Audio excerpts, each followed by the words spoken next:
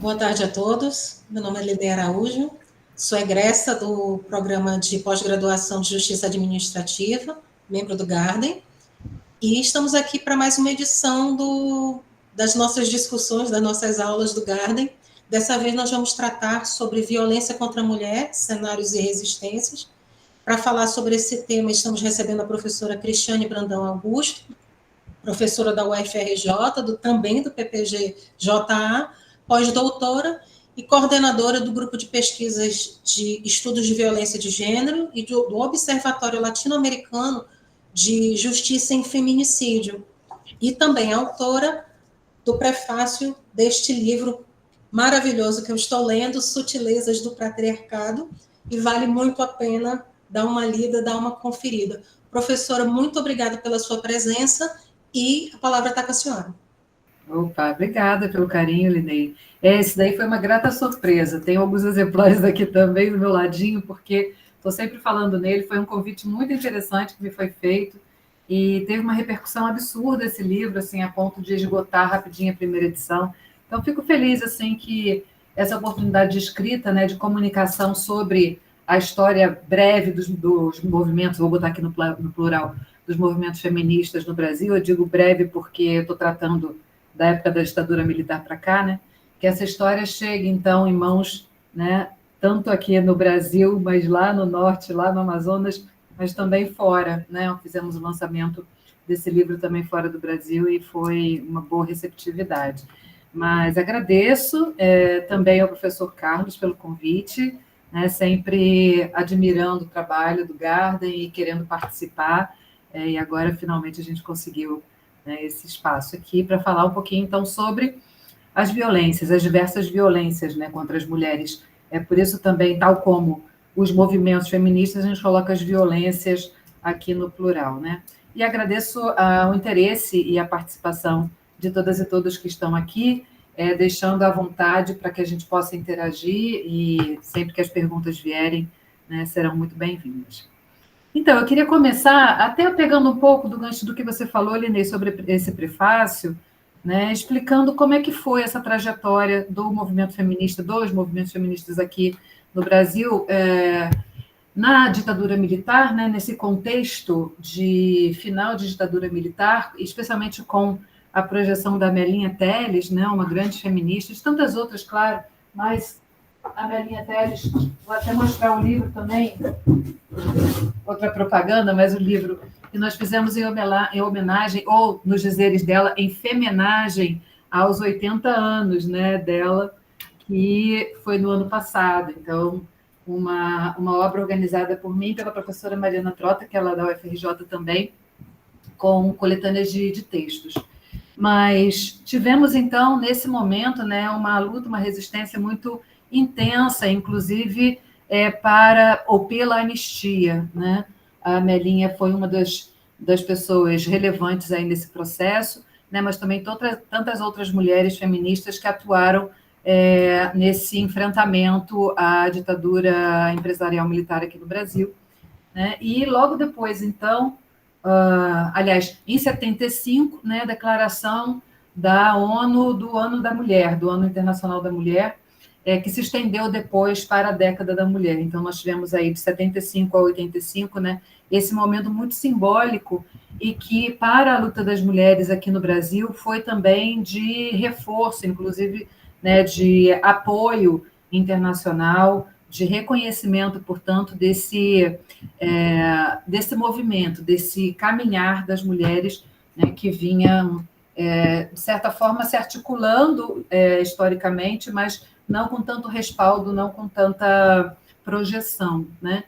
E lembrando que em 85 também, né, nós tivemos internamente o início de criação de alguns equipamentos importantes para o enfrentamento à violência contra a mulher, como, por exemplo, as DEANs, as delegacias, né, especializadas. Logo depois, em 88, a Constituição, que veio trazendo inúmeros direitos e garantias, né, a começar pelo princípio, enfim, da igualdade, né, a questão da licença maternidade e paternidade, a desnecessidade de autorização por parte do marido para que a mulher trabalhasse, a igualdade salarial, enfim, uma série de conquistas aí, direito à creche, né, que foi uma bandeira muito cara para esse movimento nessa época, direito à amamentação por parte das presas, né, das pessoas privadas de liberdade, enfim, é um conjunto normativo que garantiu, através, inclusive, do pejorativo lobby do batom, não sei se vocês já viram, tem um documentário muito interessante, né, sobre isso, mas a articulação dessas mulheres, né, nos bastidores da Constituinte e dentro da Constituinte, porque havia também mulheres constituintes, fez com que houvesse fosse cunhado pejorativamente, assim como o lobby do batom, e criativamente essas mulheres, então, pegaram essa bandeira justamente para dizer, já que a lobby do batom é mesmo, então, né, vamos em frente, vamos trabalhando aí com essa frente, né, essa frente unida. Agora, claro que já havia também a movimentação estadunidense, com impacto aqui no movimento das mulheres negras, por exemplo, né? Então, nós tivemos algumas outras reivindicações que, nesse campo da interseccionalidade, fizeram nos alertar para a necessidade de atenções específicas, né? De situações, inclusive no plano normativo, que dessem conta ou respeitasse, enfim, os contextos, né, e a história de cada raça, classe, e, enfim, todas agrupadas aí em prol desses direitos. Então, em 88, né, estava falando nesse cronograma de 75 a 85, a década da mulher, em 85 as DEANs, em 88 a Constituição, e logo depois nós tivemos em 95, aliás, um pouco antes, o outro marco normativo importante, mas aí não brasileiro e sim regional, que é a Convenção de Belém do Pará, né, que é conhecida como a Convenção para o Enfrentamento à Violência de Gênero, muito amparada também, ou no decorrer daquela década já instituída pela ONU, como eu comentei, que trouxe no seu bojo a CIDO, ou CIDAW, cada um fala de um jeito, né? Mas é a Convenção para a Eliminação de Todas as Formas de Discriminação contra a Mulher, que é uma convenção de 79. Né? Então, a CIDAW é uma convenção internacional, a Convenção de Belém do Pará, no âmbito aqui das Américas, uma convenção regional, né? E isso tudo trouxe esse momento muito rico, né, de reflexão e de participação das feministas brasileiras.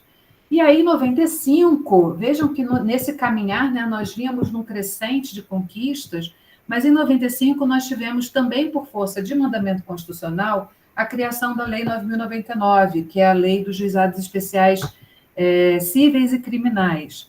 Né? Eu imagino que aqui nós tenhamos muitas graduandos, graduandas, que talvez não conheçam ainda essa lei. Foi uma lei que ela veio para tratar de uma forma diferenciada, né, os chamados pequenos casos. Né? Antigamente era juizado de pequenas causas, né? E essa lei veio para substituir a normativa anterior, mas trazendo na primeira parte do conjunto de regulamentos sobre processamento e julgamento para as situações cíveis de menor complexidade, e na segunda parte para as chamadas infrações de menor potencial ofensivo, né, que se incluíam aí todas as contravenções penais e os crimes com pena, inicialmente com pena prevista na lei em até 1 ano, e depois se estendeu para crimes com pena prevista até 2 anos.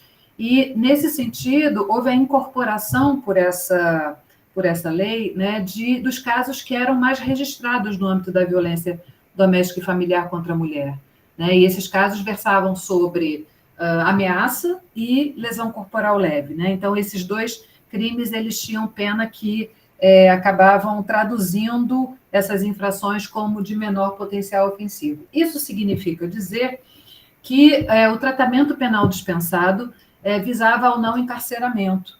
Né? Essa lei ela veio muito no sentido de dar celeridade, informalidade, uma resposta rápida estatal, né? Mas também muito atenta às situações de grande encarceramento e todos os problemas resultantes disso no cenário do sistema prisional.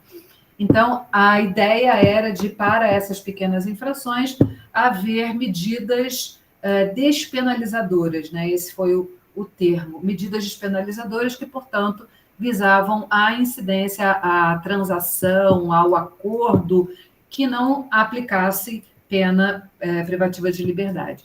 Então, um acordo de natureza civil, por exemplo, né, entre o autor do fato e a vítima, uma composição de danos, ou uma transação com o Ministério Público, né, no sentido de se impor apenas uma multa, uma pena pecuniária, enfim, ou uma pena restritiva de direitos. E isso, para o movimento feminista, né, foi lido de uma forma muito negativa, considerando que a complexidade da violência doméstica e familiar é muito diferente, né, muito distante da realidade do fenômeno de uma violência intersubjetiva entre duas pessoas que não se conhecem, né? Então, no cenário da violência doméstica, essas medidas elas representaram um retrocesso, né, em todo esse panorama histórico rápido aqui, breve, que eu estou trazendo. Então, nesse sentido, houve toda uma movimentação, aliada, inclusive, ao caso Maria da Penha, que foi levado para a Comissão Interamericana de Direitos Humanos, né? Não chegou a ir à corte, mas foi levado e foi acatado pela Comissão Interamericana de Direitos Humanos, para que o Brasil, afinal, conseguisse implementar medidas no sentido de efetivar aquele compromisso constitucional, né, que lá no artigo, quem quiser consultar depois, lá no artigo 226, parágrafo 8º da Constituição, confirma o fato do Brasil ter que criar políticas públicas para o enfrentamento à violência doméstica. Notem que ele não trata apenas da violência contra a mulher, ele fala da violência doméstica de uma forma geral, né? E aí veio esse caso da Maria da Penha, né, com grande repercussão, que forçou, né, e essa força ela não se deu por puro desejo ou um sentimento de altruísmo do legislador brasileiro, senão por força de também muita luta, né? Mas essa lei, que é a Lei 11.340, né, ela veio em 2006, então, dentre várias outras medidas, que daqui a pouco eu posso explorar aqui com vocês, mas ela veio impondo a necessidade de se afastar aquela Lei 9.099, que criou, então, os juizados especiais criminais e que trouxe, né, esse conceito, essa definição de infrações de menor potencial ofensivo. Então, a Lei Maria da Penha ela vem dizendo, Bolas, se nós temos aqui que a violência contra a mulher, a violência contra as meninas, é uma violência, na verdade, uma violação aos direitos humanos, isso reconhecido pela CEDAW, pela Convenção de Belém do Pará, pela ONU, pela Comissão Interamericana de Direitos Humanos, etc., como é que ela pode ser considerada, né, pelo Brasil como uma infração de menor potencial ofensivo? Isso não combina, né? Então, a Lei Maria da Penha falou, olha, não cabem as medidas despenalizadoras da Lei 9.099, e isso foi um grande debate. Muitos não concordavam com isso, alegavam a inconstitucionalidade da Lei Maria da Penha, até que foi para o STF, que em 2012 se pronunciou a favor da constitucionalidade integral da Lei Maria da Penha, afastando também, portanto, essas medidas, né? Mas qual é, em resumo, né, ou quais são as principais normativas da Lei Maria da Penha? A Lei Maria da Penha, justamente pelo fato do caso Maria da Penha versar sobre violência doméstica e familiar, e também por ela corresponder àquele mandamento constitucional de construção de políticas públicas para o enfrentamento à violência doméstica, ela não foi tão, eu vou usar um termo aqui, mas que não me interpretem mal, mas ela não foi tão ousada a ponto de criar uma lei que se estendesse para a violência de gênero multifacetada. Quer dizer, quando a gente fala em violência doméstica, a gente está expressando apenas uma das formas de violência de gênero, né? Então, a violência contra as mulheres, ou as violências contra as mulheres, elas podem se dar em vários âmbitos, né? No âmbito privado, sim, como os próprios números já traduzem, né? Percentuais alarmantes, estatísticas alarmantes, mas também no espaço laboral, no espaço acadêmico, a violência obstétrica, por exemplo, que está aí muito sendo falada, muito sendo questionada, criticada e trabalhando-se para também que ela seja um alvo importante de enfrentamento, a violência política, a violência institucional, a violência simbólica, enfim, né, tem várias aí facetas da violência de gênero. Portanto, a Lei Maria da Penha, nesse sentido, ela foi tímida, né, porque ela não avançou para recepcionar, criar tipologias, criar procedimentos e olhares específicos para essa forma de violência, se não exclusivamente para a doméstica familiar ou íntima de afeto, né? Mas, assim, foi o que foi possível naquele momento, né? Foi o que, historicamente, se construiu, foi também, como eu disse, alvo de muita luta, mas a luta foi até aí foi até esse limite, né? Então, a Lei Maria da Penha, ela traz essa competência dos juizados específicos para a violência doméstica e familiar contra a mulher, né? Ela criou esses juizados, ela traz essa competência específica que envolve basicamente 3 requisitos, que é a violência contra a mulher, né?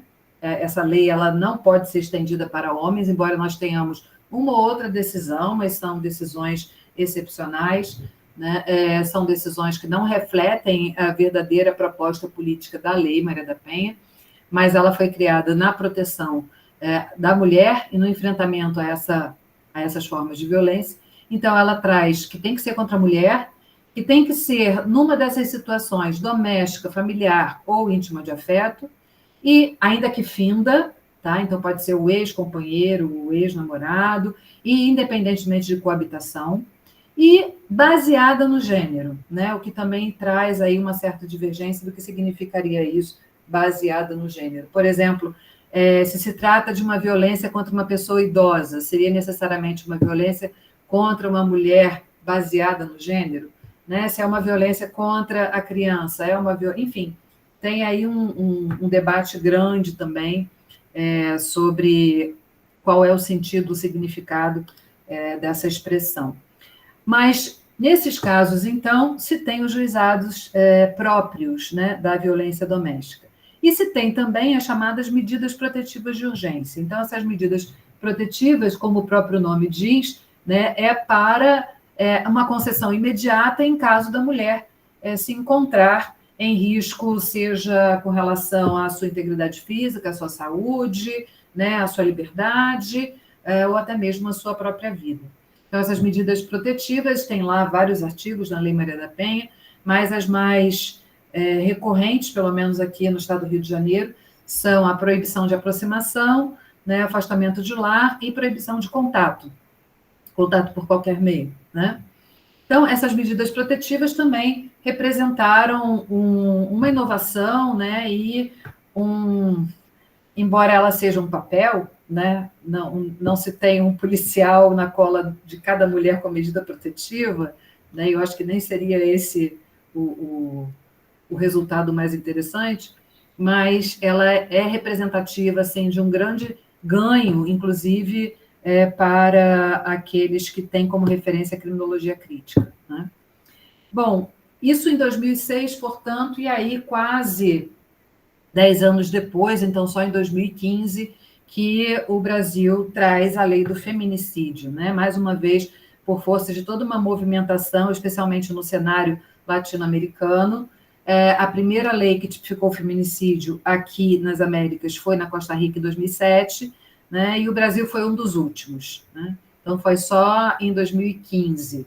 E com uma redação que não correspondeu à proposta que foi trazida inicialmente pela Comissão Mista Parlamentar de Inquérito. Essa comissão, ela foi, como é mista, né? Ela foi composta por representantes do Senado e da Câmara, e no seu anexo ela traz um anteprojeto de criação do tipo penal do feminicídio, isso em 2012. E deu-se entrada, a tramitação, enfim, resultado disso bem diferente daquilo que tinha sido a proposta inicial, inclusive com a substituição da palavra gênero por sexo, né? Então, hoje também, mas houve uma pequena mudança, já vou comentar, no final de 2024. Mas nós tivemos até de 2015, então até 2024, o parágrafo 2º, ou seja, uma qualificadora do crime de homicídio, né? No inciso 6, artigo 121 do Código Penal, parágrafo 2º, inciso 6, que dizia, então, que era matar a mulher por razões da condição do sexo feminino, né? E aí um outro dispositivo lá, que era do parágrafo 2º-A, que dizia que se considera por razões de condição do sexo feminino, inciso 1, violência doméstica ou familiar, ou, né, então são alternativas, ou por menosprezo ou discriminação à condição de mulher, né? Então, isso em 2015, como eu disse, apenas como uma qualificadora do homicídio. Nesse sentido, não houve, inclusive, alteração dos limites de pena, né? O homicídio qualificado, pena de 12 a 30 anos, e assim permaneceu até o final do ano passado, quando, então, foi criado o tipo penal autônomo, naquilo que se denominou o pacote antifeminicídio, que passou a prever, então, agora no 121A do Código Penal, né? A redação não mudou, né? Então, a mesma redação, a condição do sexo feminino, e essa norma explicativa de violência doméstica, menosprezo ou discriminação à condição de mulher.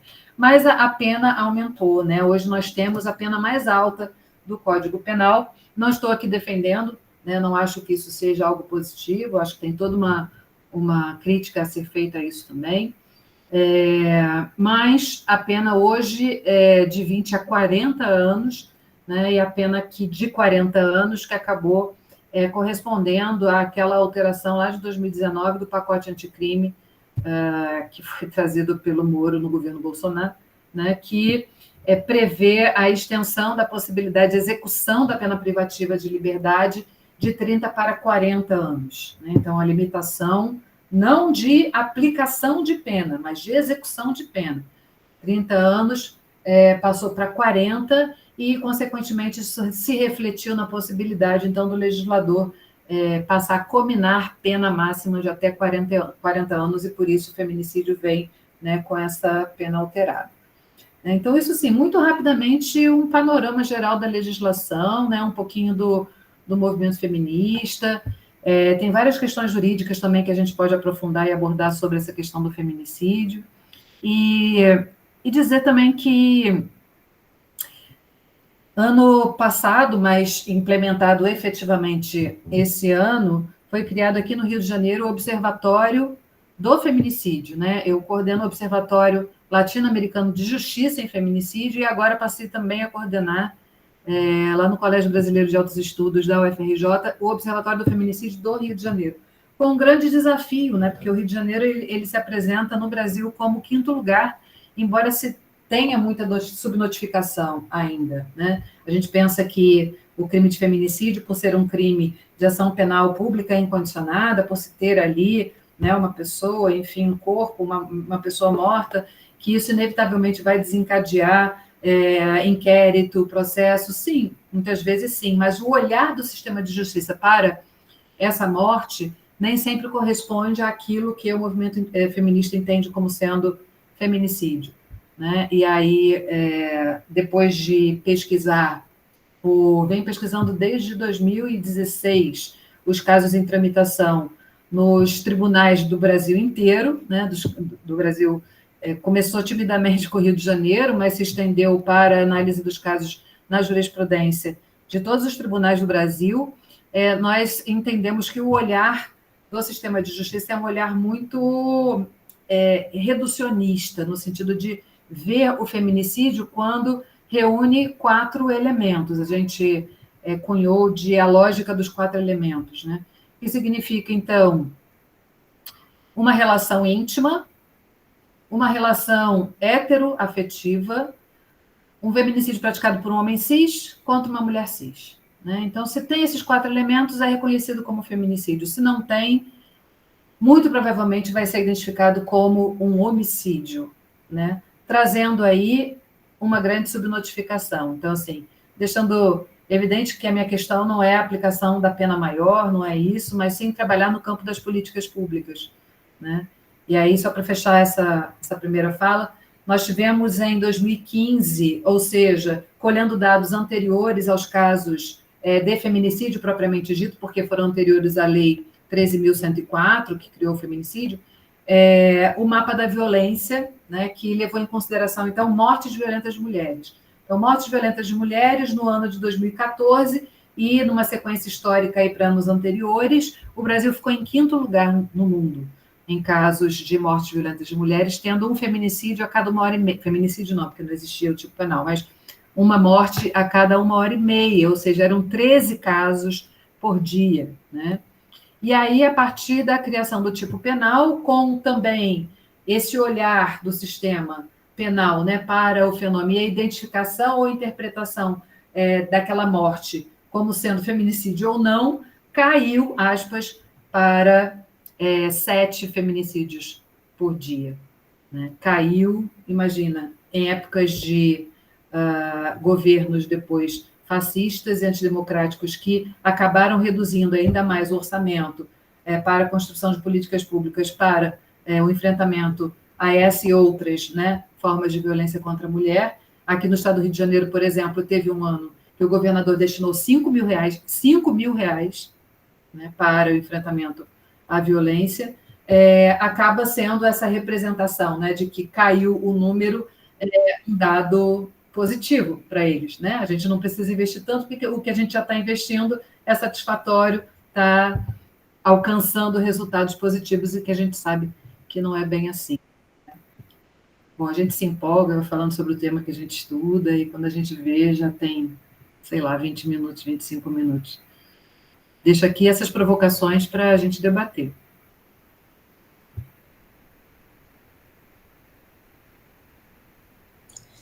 Alguém tem alguma pergunta agora, inicialmente, da primeira fala da professora? Pode colocar no chat ou levantar a mãozinha.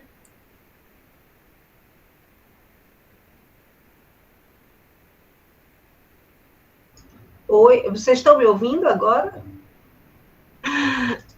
Oi, na verdade não é bem uma pergunta, é só assim, uma reflexão que ela estava comentando dos avanços, né, do salto que teve da Lei 9.099 para Maria da Penha, e realmente é interessante que, por exemplo,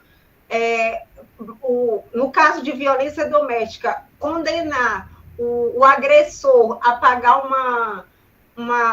uma pena de cesta básica, por exemplo, ele ia estar tirando o alimento da mesa da família dele para uma outra instituição. Então, assim, tinha umas coisas absurdas. Uma outra que era muito comum também, a vítima ia na delegacia e lá ela levava a notificação para o agressor comparecer e já pegava outra pega. Então, assim, foi um salto realmente de diferenciar. Tem muita crítica dizendo que favorece, né? Mas tem que perceber essas nuances para poder compreender a lei. Por que ela favorece a mulher? Na verdade, ela não favorece, ela está tirando a mulher de uma situação que ia colocar ela em mais riscos ainda. Então, só isso que eu lembrei. Obrigada, Adriana, mas é isso mesmo. Assim, na verdade, a gente não lê a Lei Maria da Penha como uma lei punitivista, né?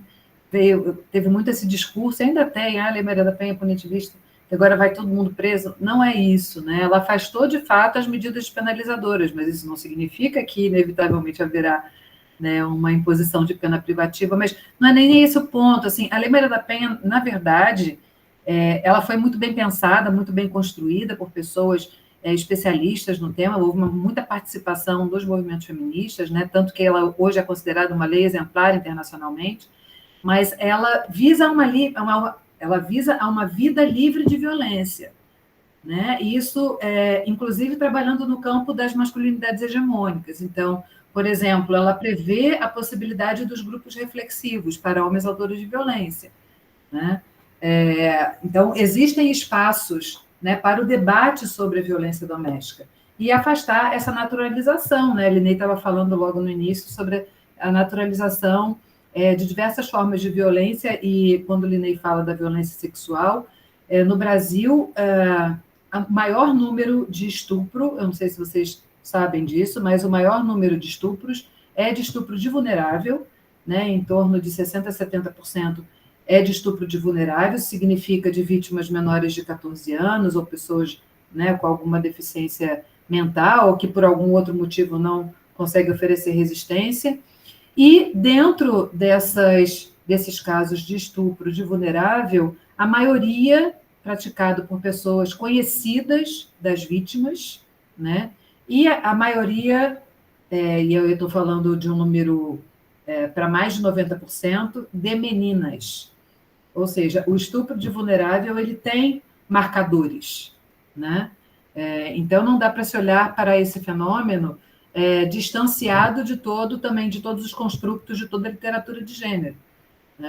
Por isso que, inclusive, aqui no Rio, a gente fazia muito trabalhos de sensibilização no sentido de ver que essa violência doméstica contra a menina, embora ela seja menina, não deixa de ser do juizado da violência doméstica, quer dizer, a competência é de lá porque é a Lei Maria da Penha que deve ser aplicada, né? Não porque a Lei Maria da Penha ela prevê pena maior, não é isso, não tem essa previsão de pena maior, mas é porque ela tem todo um trabalho, né, de garantia, inclusive através das medidas protetivas e de leitura e de atenção àquela vítima que, dentro de um juizado especializado, presume-se, né, que seja mais adequado até para o encaminhamento aos equipamentos da área do serviço social, da assistência social, né? Então, que não fique também só com o olhar do sistema penal, do sistema de justiça criminal, mas que também haja essa possibilidade de articulação com toda uma equipe técnica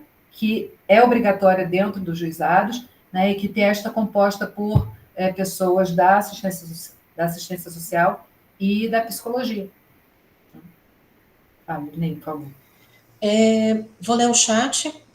A Clarissa Ferrari Veloso colocou 2 comentários. O primeiro é que atualmente tem um podcast chamado Escute as Mais Velhas, e que havia um episódio falando sobre o lobby do batom. E o segundo comentário, ela colocou, é relevante essa leitura sobre o fato da queda das estatísticas não significar necessariamente o sucesso das insuficientes políticas públicas de enfrentamento das violências de gênero.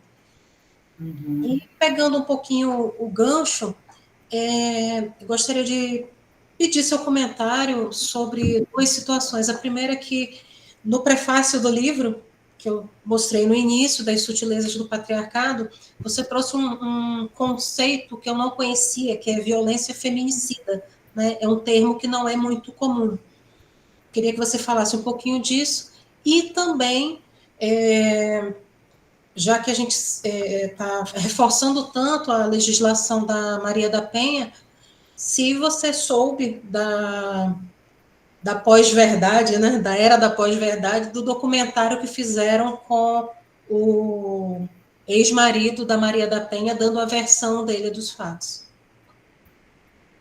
Sim, então vamos lá. Primeiro, o comentário sobre o lobby do batom, né? Obrigada também a quem colocou aqui no chat, mas tem um documentário, você falou do podcast, eu acho, né? Mas tem um documentário também com a participação da Shuma Schumacher, de várias outras maravilhosas mulheres, Leila Linhares, enfim, pessoas que, Jaqueline Pitangui, pessoas que hoje eu tenho o prazer, né, de conviver e de ombrear a luta aí, mas que tem esse nome também, o Lobby do Batom. Eu não sei se ele está disponível, porque ele tinha sido comprado pela Globoplay, mas se vocês pesquisarem no YouTube, eu não vou saber, não vou lembrar nesse momento em qual dos 2, mas a UFRJ ela tem 2 centros de referência para as mulheres. É o CRM, Centro de Referência para as Mulheres, Sueli de Souza Almeida, SSA, CRM SSA, e tem o outro que é o Centro de Referência de Mulheres da Maré, CRMM, que é o Carminha Rosa, CRMM-CR, Carminha Rosa, que fica aqui no Alemão, no complexo, no Alemão nada, desculpa, na Maré, né, na Vila do João, fica na Vila do João, do Complexo da Maré. E elas fazem debates sobre filmes, né? Então, no canal do YouTube, tem um debate sobre o Lobby do Batom, em que também transmitiram o Lobby do Batom. Então, por ali dá para acessar, né? Eu participei desse debate, por ali dá para acessar o Lobby do Batom, que é um documentário super, super interessante. Sobre violência feminicida, Linei, esse conceito, ele vem da legislação mexicana, né? Aliás, antes disso, vem de reflexões da antropóloga Marcela Lagarde. Em 2018, eu fui fazer meu pós-doutorado no México, né, justamente porque o México ele tem, infelizmente, esse histórico, né, de muitos casos de feminicídio, em que, inclusive, houve a condenação, né, do Estado mexicano, porque em Ciudad Juárez, que é uma cidade lá no norte do México, fronteira com os Estados Unidos, na década de 90, muitas mulheres foram encontradas mortas naquilo que se convencionou chamar de campo algodoneiro, né? Muitos corpos, então, de mulheres com sinais de violência sexual, com sinais de brutalidade, representando mesmo crimes de ódio, misoginia, nesse campo de algodão, nesses campos de algodão em Ciudad Juárez. Várias explicações, nunca é simples da gente dizer, né? A questão foi essa, mas assim teve a complexidade de ser uma zona de fronteira, consequentemente de tráfico de drogas, né? Do fato de haver nesse momento histórico também a implantação de pequenas fábricas de maquiagem e norte-americanas, aliás, e a absorção de mão de obra feminina se dizia especializada, mas na verdade era barata, né? E aí as mulheres, então, indo para o mercado de trabalho, as mulheres participando mais da decisão da vida política daquela cidade, e isso mexeu, então, com essa composição, né? E resultado, várias mulheres, então, vítimas de feminicídio. E o Estado mexicano, por força desse caso, né, foi condenado pela Corte Interamericana de Direitos Humanos. Passou pela comissão, foi à corte, e ele foi obrigado a construir uma série de medidas de enfrentamento a essa violência. Nessa época, um pouco depois, na verdade, a Marcela Lagarde, que é essa antropóloga, ela se candidatou e ela virou congressista, né? Então, ela construiu lá uma comissão, né, agrupou pessoas especialistas para entender esse caso e para propor medidas, então, dentro do Congresso Nacional Mexicano, né? E ela fala, então, sobre a violência feminicida, que depois se espelha na lei mexicana, que é a lei, é um nome imenso, mas é Lei Geral de Acesso das Mulheres a uma Vida Livre de Violência. Lei Geral de Acesso, se vocês quiserem colocar aí, coloquem em espanhol para pesquisar, mas é Lei Geral de Acesso das Mulheres a uma Vida Livre de Violência, que eu acho que é até uma lei bem mais completa do que a Lei Maria da Penha, porque ela não está se restringindo aos casos de violência doméstica ou familiar, e ela vem trazendo vários conceitos interessantes. Inclusive, ela conceitua violência institucional, violência política, violência laboral, ela vem, né, trazendo algumas definições relevantes e fala também da violência feminicida, né? Ou seja, enquanto o feminicídio se refere ao tipo penal e todas as questões relativas ao processo de adequação típica com as limitações dos princípios constitucionais, como, por exemplo, o princípio da legalidade, taxatividade, né, essa correspondência ao que diz o texto legal do tipo penal. A violência feminicida ela é mais abrangente, ela envolve qualquer ação ou omissão, inclusive do Estado, né, inclusive com a participação de agentes do Estado, seja uma participação ativa ou omissiva, pelo fato de não criar medidas para o enfrentamento, né? Mas essa violência que pode, ação ou omissão que pode desencadear, que pode levar a uma situação de morte de uma mulher, né? Então, por exemplo, a violência obstétrica, tá? A violência obstétrica, ela talvez não caracterize propriamente, no sentido de adequação ao tipo penal, um caso de feminicídio, né? Mas como a violência obstétrica, quando ocorre a morte de uma mulher, ela é uma violência que está atrelada a uma violência institucional, especialmente quando a gente intersecciona a questão de raça, né? É considerada uma violência feminicida. Assim como outras violações a direitos sexuais e reprodutivos, né? Então, por exemplo, um aborto clandestino, inseguro, né, em países onde o aborto não é descriminalizado, se essa mulher morre, é considerado uma violência feminicida. Entende? Então, ação ou omissão, não só no plano individual, mas também atentando para esse olhar, né, do feminicídio como um crime de Estado, porque são mortes evitáveis, né, mas também a violência feminicida como essa violência de Estado, né, sempre carreando para esse sentido político que todo crime ou toda violência tem.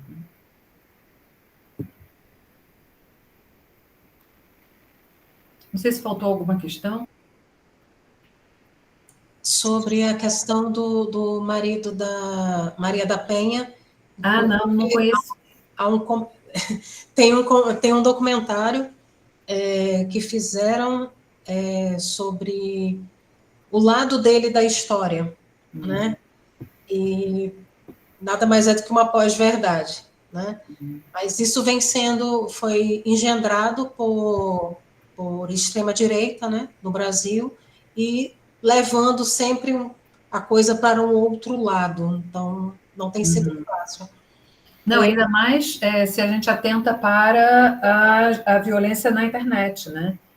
Esses incels, todo esse grupo de pessoas red pills e tal, que estão fomentando, né, misoginia, e vem mesmo com esse discurso de que, na verdade, os homens é que são vítimas, né?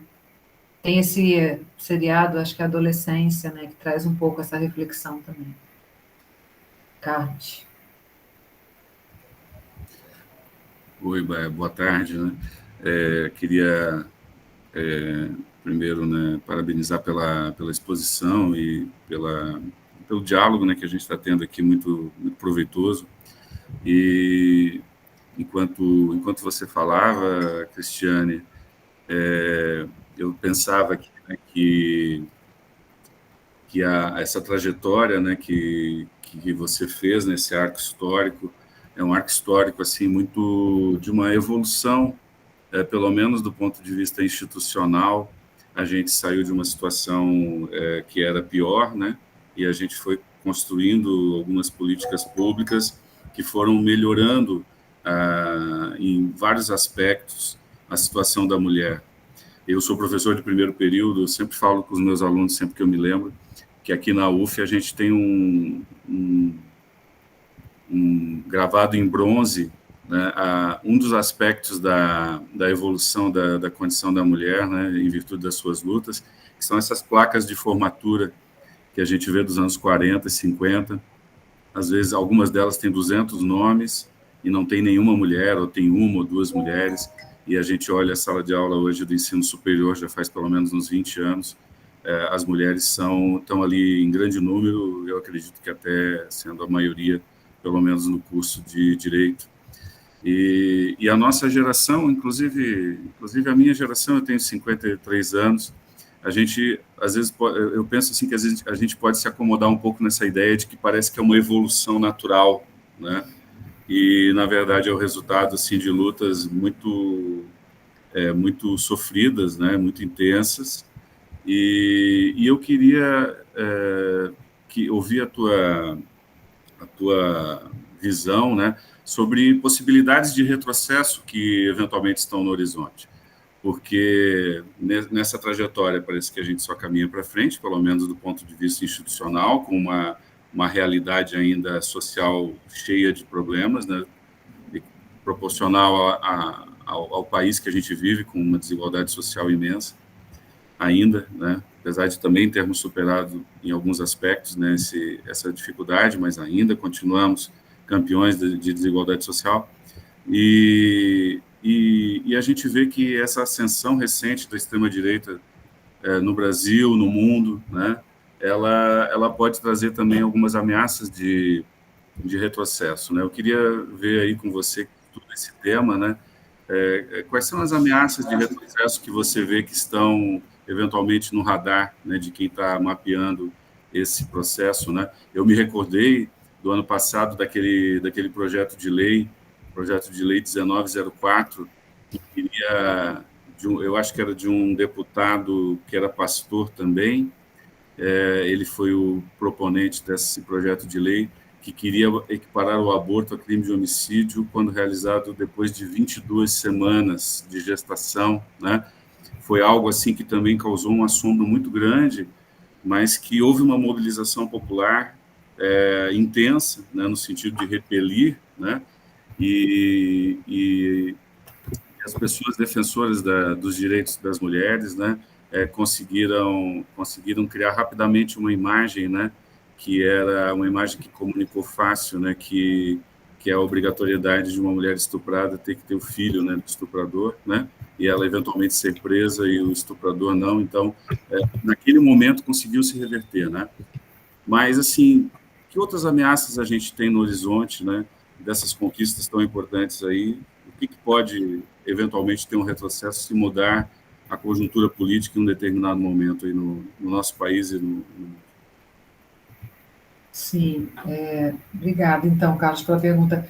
Nós já tivemos retrocessos, né? Na verdade, oscilamos, né? A gente teve, sim, a partir de 2003, especialmente, todo um conjunto de iniciativas por parte do Legislativo, por parte, especialmente do Executivo, que traduziram, de fato, um avanço, mas que começou a retroceder a partir do golpe da Dilma em 2016, né? Teve uma fala muito emblemática do Temer, assim que ele sucedeu a ela, depois do golpe, que era no Dia Internacional da Mulher, e ele elogiando a mulher dele, porque ela sabia todos os preços do supermercado, né? Ela era uma grande mulher, porque ela... Né? Então, essa máxima da... Vou reproduzir aqui, pode parecer clichê, mas é o que simboliza para eles, né? A bela recatada do lar, exato. Então, essa máxima persiste, de modo que, embora nós tenhamos tido alguns avanços, sim, não houve rupturas, né? Nós continuamos com o patriarcado, continuamos com outros sistemas opressores, como o racismo e o classismo, operando, né? E eu, de propósito, aqui falei do legislativo e do executivo, mas não mencionei o judiciário. O judiciário, na verdade, assim, tenho olhado para ele, né, como mais um sistema, né, já há alguns anos, e percebo que a visão das magistrados, e também de outros atores que ali estão atuando, né, no cotidiano, ainda são visões reprodutoras de muito machismo, né, de muitas violações, não só as vítimas diretas, né, no caso de lesão, estupro, e também nas hipóteses de tentativa de feminicídio, ou seja, as vítimas diretas que estão ali participando das audiências e vendo tudo aquilo que institucionalmente está acontecendo, mas também das vítimas indiretas, né, das pessoas, então, mais próximas e afetas a essa mulher, que, por exemplo, foi vítima de um feminicídio consumado, né? Tanto é que tivemos que ter, por parte do STF, e só muito mais recentemente, um posicionamento firme no sentido da proibição da legítima defesa da honra, né? Então, isso é muito recente. Você veja que, para que o STF tenha que falar isso, né, e muito mais recentemente, é porque isso já vinha sendo denunciado há muitos anos. Aliás, quem ama não mata, que foi o slogan, né, que foi construído também pelo movimento feminista, desde a década de 70, onde vários feminicídios estavam ocorrendo, né, e sob essa alegação de que foi por um descontrole, né, foi por uma... Aliás, se a gente resgatar historicamente, né, nas ordenações filipinas era permitido ao marido, está escrito, ao marido matar sua mulher em situação de infidelidade conjugal e também matar o outro, desde que o outro não fosse um fidalgo ou desembargador, né? Se fosse, ele não poderia matar, se ele matasse, seria pena de degredo, né? E depois, alterações legislativas, enfim, chegamos mais próximo aqui, no Código de 1890, em que havia lá no artigo 27 a previsão de isenção de pena pela privação completa de sentidos. A ideia era isentar de pena por situações de inimputabilidade, doença mental, etc. Né? Mas aí a defesa, nesses casos, pegou para exculpar, né, esses feminicidas. Não existia o termo na época, mas eu estou aqui me apropriando dele. E em 40, que é o código atual, quando foi excluído esse dispositivo, se criou apenas a violenta emoção, a mínima violenta emoção, logo em seguida uma injusta provocação da vítima, que viria a ser uma causa de diminuição de pena para as situações de homicídio. Né? Só que, como causa de diminuição de pena, levaria à condenação. Então, o exercício que foi feito, né, lá naquele caso da Ângela Diniz, que, aliás, se a gente está falando de podcast, né, eu super recomendo um podcast que se chama Praia dos Ossos, é um podcast maravilhoso, que é sobre esse caso. Teve até um filme depois, né? Foi para o cinema, uma atriz famosa, que agora não vou lembrar o nome, mas nesse caso da Ângela Diniz, foi alegada a legítima defesa da honra, né? E você veja que isso, o julgamento foi a década de 80, década de 80 até agora, só mais recentemente é que nós tivemos que ter essa fala, né, do STF no sentido da proibição da legítima defesa da honra. Então, também por parte do Poder Judiciário, né, não vejo muito avanço, viu, Carlos? As coisas continuam muito como estão. Claro, uma juíza ou outra, um juiz ou outro um pouco mais comprometido, né, um pouco mais sensível, um pouco mais integrado à rede de enfrentamento à violência, mas, como eu estou estudando esses casos, ontem mesmo eu estava vendo uma situação em que o agente agrediu a mãe, não foi condenado por isso. Ele depois estava respondendo por 3 situações de ameaça e vias de fato contra a sua ex-companheira, né? Em todos os casos, ela pediu medida protetiva de urgência e o juiz disse: está demorando muito, não houve outra manifestação, então caiu, não concedeu a medida protetiva, até que, agora em 2024, né, ele joga o carro em cima dela e quase ela vem a óbito. Está respondendo nesse momento por feminicídio, mas teve que chegar até aí, entende? Teve que chegar até aí. Então, a gente ainda tem uma noção muito dessa naturalização da violência, da mulher que apanha porque quer, ela não sai de casa porque, né, ela pode sair, mas ela gosta dessa situação de violência, ela busca viver assim, enfim. Né? Mas, com relação aos retrocessos no campo legislativo, eu recomendo vocês a darem uma olhada no Consórcio Maria da Penha. Tem um site, Consórcio Maria da Penha, é uma espécie de observatório, né, desses projetos de lei que vêm justamente para trazer retrocessos às conquistas da Lei Maria da Penha. Né? E não é exatamente este o caso, mas nesse contexto, né, nós temos também esse que você mencionou, que é o Estatuto do Nascituro, para que se considere, né, a vida intrauterina desde a concepção e não desde a anidação. Então, inclusive, a proibição de pílulas do dia seguinte, por exemplo, né, de profilaxia pós-estupro, porque isso configuraria situações de aborto. Né? E a gente pensando naquela menina do Espírito Santo, que teve que ir para o Nordeste para conseguir fazer um aborto, na verdade já nem era mais aborto, era uma cesariana, ela, vítima de um estupro de vulnerável, ainda assim não conseguiu, por esse judiciário, né, o direito à realização do aborto humanitário. Professora, tem um comentário aqui de Matheus Vargas Miranda Veiga. Eu vou já ler o comentário dele, eu só peço que vocês podem pedir a palavra, podem falar, não precisa colocar necessariamente no chat, tá? Aproveitando o comentário sobre a versão do ex-marido da Maria da Penha, professora, como a senhora analisa esses casos midiáticos de violência em que o foco principal acaba sendo quase todo ou todo para o agressor e a vítima fica em segundo plano? Hoje tivemos o caso do advogado influencer João Neto, que agrediu violentamente a esposa, conforme as filmagens divulgadas, e, ao que parece, ele teve até um aumento do número de seguidores após a divulgação. Uhum. Pois é, né? As redes sociais, elas não estão apartadas da sociedade, da cultura que a gente vive, né? Elas, na verdade, são um espelho que superdimensiona também, ou se avoluma ainda mais por essa maior visibilidade, né, dos comentários e das violências, enfim, né? Então, se a gente tem seguidores, é porque as pessoas, de fato, aderem a esses posicionamentos, né?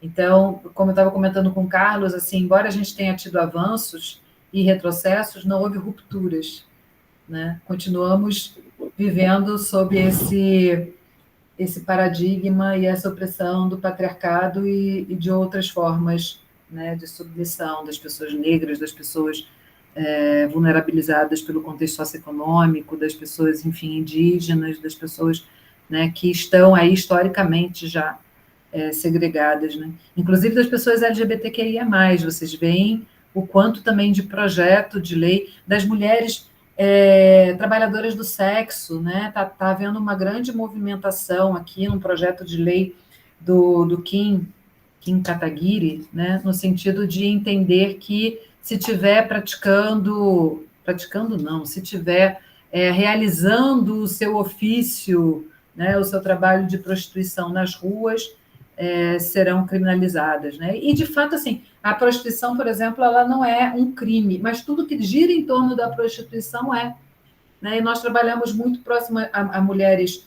desse movimento, né, de garantia dos direitos das trabalhadoras do sexo, e elas dizem: se você não está na rua sozinha, tudo que você faz dentro desse campo da prostituição pode ser interpretado como crime.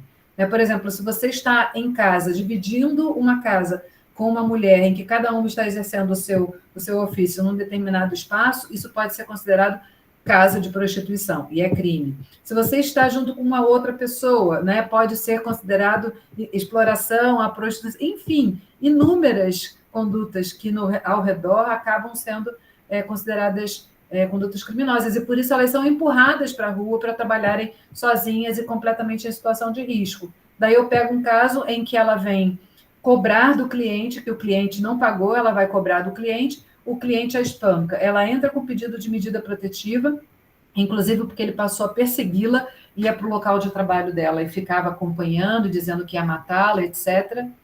E o juiz diz que não vai conceder porque ela foi para a rua porque quis. Se ela está na rua, porque ela se colocou em risco porque quis. Então, esse é o judiciário que está refletindo nada mais do que essas violências todas que a gente também vê na rede, buscando o gancho aí com o comentário do Matheus, eu acho, né? Foi colocado no chat, pode entrar quem quiser comentar, só para informar que as coisas que estão sendo faladas aqui, a gente está colocando os links no chat, tanto das notícias, quanto do Consórcio Maria da Penha, a notícia sobre esse advogado que foi falada, o link sobre o podcast do Praia dos Ossos, aquela informação sobre a versão, né, do Brasil Paralelo, da questão da lei da Maria da Penha, está tudo aqui no chat que vocês podem puxar.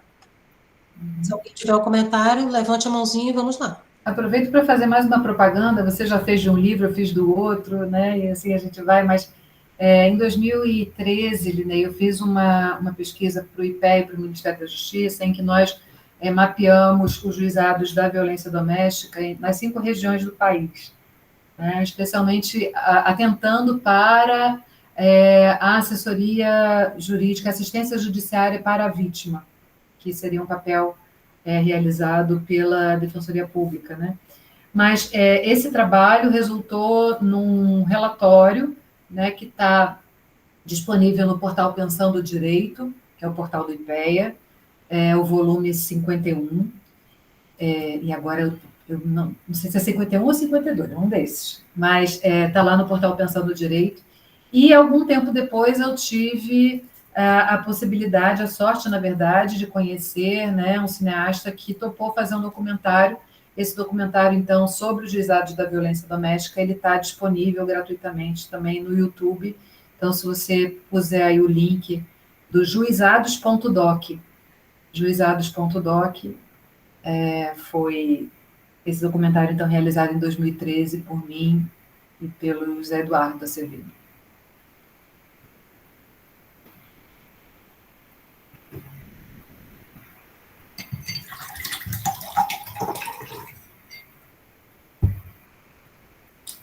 Mas acho que as pessoas também podem ficar com o meu contato, Carlos, de repente, né?